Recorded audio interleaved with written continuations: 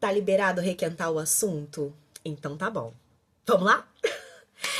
Eu me chamo Maiara, sou doutora em educação e como essa semana o mundo das blogueiras se colidiu com o mundo das doutoras, serei mais uma a trazer meu ponto de vista sobre esse assunto. Então assista até o final porque eu preparei esse texto com muito cuidado e muita atenção contendo dados. Eu parto do mesmo ponto de vista dos meus colegas que já compartilharam inúmeros vídeos aqui nas redes sociais com os quais eu tive contato, dizendo que o brasileiro supostamente odeia ciência. Eu também concordo, em partes. E preciso esclarecer que isso faz parte de um projeto político ainda mais perverso. Um projeto político que, além do distanciamento da população em relação à universidade e o desconhecimento sobre a relação da função real do doutor e como nasce um doutor, não é apenas um desdém espontâneo do brasileiro, mas parte de um desinvestimento continuado em políticas públicas de integração e da recusa histórica em reconhecer a autoridade intelectual de corpos que não pertencem às elites tradicionais. Calma, você vai entender. Há mais de 2 décadas, ou seja, nos últimos 20 anos, as mulheres são sim a maioria de doutoras e mestras na formação acadêmica no nosso país. Isso faz com que a gente perceba que a ciência brasileira está sendo sustentada pela produção científica nacional, né? Toda a produção científica nacional está sendo sustentada pelas mulheres que se formam em ciências humanas, biológicas e na saúde especificamente. Esse é meu lugar de fala porque eu me formei na Casa das Humanidades. Eu tenho doutorado em Educação pela Universidade do Estado do Rio de Janeiro, mestrado em Educação, Cultura e Comunicação pela Universidade do Estado do Rio de Janeiro. Mas, no entanto, mesmo essa demografia nos últimos 20 anos sendo de uma maioria de mulheres doutoras, a gente ainda consegue identificar que isso não se traduz em redistribuição de financiamento ou prestígio acadêmico. Doutores não são populares no geral. Por isso, o brasileiro desconhece qual é a função de um doutor, a não ser reconhecer aquele que está com esteto te atendendo na clínica ou no postinho ou quando você precisa de um advogado. Talvez você nem saiba que existe um doutorado em educação ou um doutorado em artes, que eu conheço muitas pessoas formadas em doutorado em artes. No topo da pirâmide acadêmica, dos grandes orçamentos, da permanência e das ideias, né, que são difundidas, a maioria são de elite, de homens brancos, ou ideias de elite masculina branca, enquanto as pesquisadoras, elas enfrentam um sucateamento ainda maior dos seus recursos públicos. Isso pode ser reconhecido no recorrente autofinanciamento das suas pesquisas, ou seja, tirar do próprio bolso para investir no seu trabalho, diante das escassezes de bolsas e dos custos da permanência como uma doutora, né? O cientista brasileiro, especialmente as mulheres, precisam ser o fiador, o financiador da sua pesquisa, do seu trabalho, ali aplicando para submissões de artigos e pagando por isso, pagando por altas taxas também em congressos e também para poder fazer trabalho de campo do seu trabalho. E esse vácuo estatal das políticas públicas se insere justamente na captura do empreendedorismo digital. Nesse formato aí das redes sociais, o empreendedorismo digital, nos atravessou essa semana a questão do pós-feminismo, sim. O pós-feminismo não é necessariamente uma fala que vai dizer que o feminismo acabou, que aconteceu, que ele alcançou seus objetivos. Você vai entender por que eu puxei esse gancho do pós-feminismo. Porque é uma ideia que vem sendo vendida de uma ilusão da autonomia da doutora, mesmo precarizada, mas que ela deve entregar ali uma superexposição, porque a sua responsabilidade individual mercantilizar o seu saber. Então você vai ver também muita doutora produzindo conteúdo aqui nas redes sociais e querendo engajar. Esse cenário expõe a meritocracia no Brasil. Se existe uma conta que precisa ser paga, né, com meritocracia, e se existisse a meritocracia, a melhor conta deveria ser a das mulheres. Porque as mulheres ocupam o lugar de excelência acadêmica, além de que as mulheres têm a gestão material sem receber garantia nenhuma de subsídio ou de subsistência.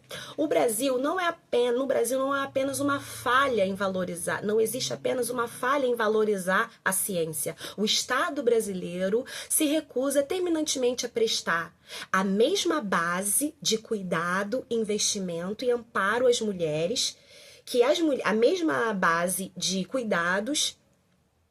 O Estado brasileiro, ele se recusa terminantemente a prestar o mesmo cuidado, investimento e amparo que as mulheres vêm oferecendo para toda a nação ao longo da nossa história. O pós-feminismo, como eu disse, não é uma nova fase do feminismo, mas é uma crítica cultural e sociológica nos trabalhos de Rosalind Gill, Angela McRobb e Brooke Erin Duffy. O pós-feminismo pode ser entendido como um discurso de sensibilidade contemporânea que assimila as ideias do feminismo, mas despolitiza-se pelo neoliberalismo e transforma os objetivos comuns ao feminismo a uma lógica de mercado. Você é livre, você tem suas escolhas. Agora o seu sucesso ou seu fracasso depende unicamente de você, da sua capacidade de gerenciar a sua vida. E o que é limitado quando pensamos em confrontar com as estatísticas reais de que as mulheres são a maioria de pessoas pobres no Brasil, as chefes de famílias monoparentais estão abaixo da linha da pobreza, são dados do IPEA e do IBGE. No nosso país, o abismo salarial, a lacuna salarial entre homens e mulheres pode superar 20%, e segundo o Centro de Gestão de Estudos Estratégicos sobre o Estudo de Doutores no Brasil, ainda que as mulheres sejam 53% até 57% daquelas a que são concedidos os títulos de doutores nas últimas 2 décadas, elas permanecem sem avançar na carreira. E os doutores no Brasil, no sentido geral, são 0,5% da população brasileira, e por isso a gente não conhece a cara de um doutor.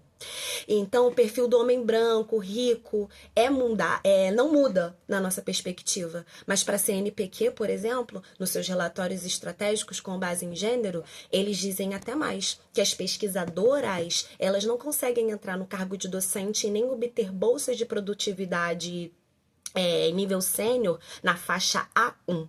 O que significa que as mulheres, realmente, a gente não vê mulheres sendo docentes, na maioria, a gente não vê mulheres recebendo bolsas pelo seu trabalho, na maioria, a gente vê mulheres sucateando e precarizando seu serviço. Esse é o projeto maior do qual eu estou falando. Se uma mulher ganha insuficientemente para suprir suas contas, você vai dizer para ela, faça um curso, vai estudar. Mas, quando você estudou e você não conseguiu alcançar esse recurso, esse bom trabalho, do seu bom dinheiro, seja a sua própria chefe. Se você não consegue ser uma boa chefe, sua própria chefe, você é considerada uma mulher que não é de alta performance. Aí você passa a ter que ser consumidora de conteúdos de blogueiras, que muitas das vezes são influenciadoras de opinião, que obtiveram algum êxito por decorrência de um chão basilar que elas tiveram e que fazem da sua própria narrativa e história individual, forçando-se como pauta coletiva, e que não consideram as desigualdades, o autofinanciamento, as violências simbólicas, ocultando tudo isso atrás de discursos de autocuidado, autoajuda, autoaperfeiçoamento, escolha e marca pessoal. É o que o pós-feminismo vai dizer de efeito Girls Boss Culture. Se você não é uma mulher de alta performance, compra meu curso. Se você tá cansada, acorda mais cedo, faz uma dieta. Tá sem tempo? Faz uma melhor gestão do seu dia a dia com dicas no meu canal. Compra meu planner, assina meu app. Não tem companhia? Assina meu Daily. O Daily, que é um lugar onde a blogueira, um lugar digital, onde a blogueira cria ali na sua rede social um espaço para falar as maiores atrocidades sem maquiagem, no qual ela se expõe quase não se expondo, sem correr o risco de perder, sem perder o seu direito, sem direitos, de quase ser alguém que é paga para fazer o que ama. Se inspire assistindo a mim mesma realizando os meus sonhos, gerando uma janela online onde eu produzo a sensação de que nós somos íntimas, de que a sororidade funciona realmente entre nós. Se você falhar com tudo isso, mentalidade fraca sua. A liberação feminina, o empoderamento e a sororidade são as marcas dessa identificação, dessa identidade digital, da marca pessoal, que estamos perseguindo, enquanto não destacamos as ausências de direitos sociais, direitos trabalhistas, jornadas exaustivas de trabalho, dependências de algoritmos, e não estamos dizendo que as contas não estão fechando. As contas simplesmente não fecham, não, só param e caem nas custas das mulheres. São inúmeras as contas que nós temos que pagar sozinhas enquanto estetizamos o nosso trabalho. Mascarando as nossas lágrimas de sofrimento com maquiagens, skincares e resilientes, nós estamos positivando a construção de nossos impérios imaginários. A assimilação do empoderamento feminino foi muito rápida nos slogans, nas campanhas, e agora são gatilhos mentais de venda e de celebração da nova mulher de sucesso. Ou sua fracassada. Você, sua fracassada. Quando uma doutora não encontra financiamento público para sua pesquisa, não consegue uma vaga de docente, ou quando você é assediada no ambiente corporativo e tem que largar tudo para ser blogueira, ou quando eu tenho que ocultar do meu currículo, o meu doutorado, porque sou hiperqualificada em RH, não vai me considerar numa entrevista de emprego, isso amarra perfeitamente não somente um Estado e uma ciência e uma nação que odeia ciência, mas uma nação e um Estado que odeia mulheres. As instituições nos abandonaram, querida. Fique em paz.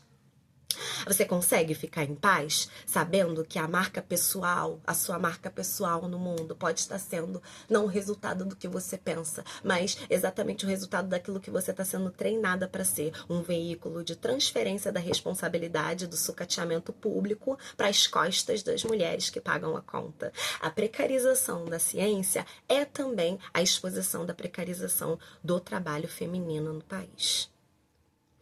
Eu te desejo sorte.